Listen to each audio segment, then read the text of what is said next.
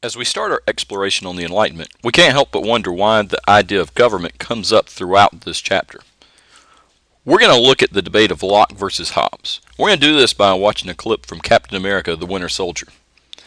But first, let's go through some background on these guys. John Locke, he's an English philosopher. He remembers the time of absolute monarchs, he's actually living in it at the time, and remembers how abusive their power can be and how corrupt the government can actually be when one person has complete control.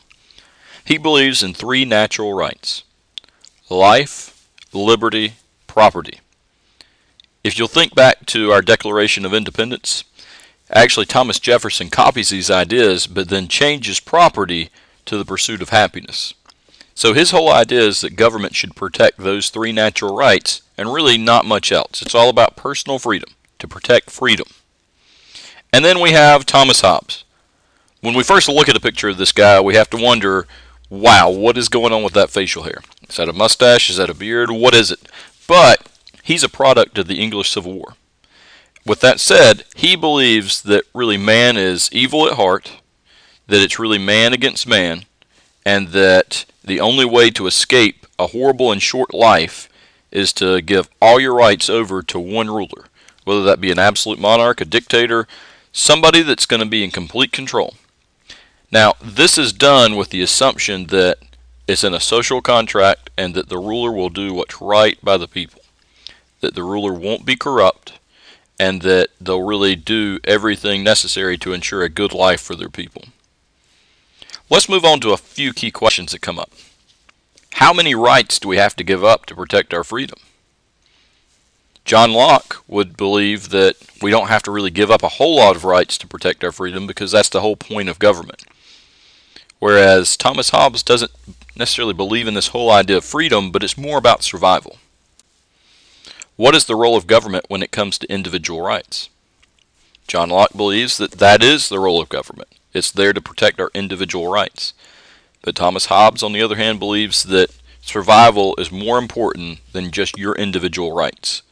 The group is more important than the individual. Are people naturally good or naturally bad?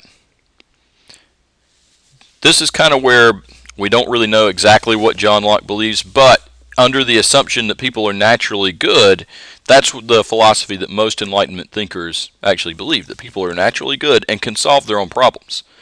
Thomas Hobbes, on the other hand, believes that most people are naturally bad, except maybe the absolute monarch, and that person naturally would do what's right by the people. We see some examples really recent of these ideas. One of them comes up after 9/11, and after the terrorist attacks on the trade centers, we adopt the Patriot Act, which really allows the federal government to go around the law at times, to pry into citizens' lives, to try to protect them, to try to preserve this whole idea of freedom, which in a sense we're taking away freedom to protect freedom, which it doesn't make a whole lot of sense, but really it's more about protecting people and less about just this whole idea of freedom. So we're not going to get into whether this was a good thing, a bad thing, should the government have done it, should they have not, but it's a very real thing that has happened in United States history, and I felt like we needed to go over it because it still goes back to what is the role of government. The next thing, this guy. If you don't know who he is, his name is Edward Snowden.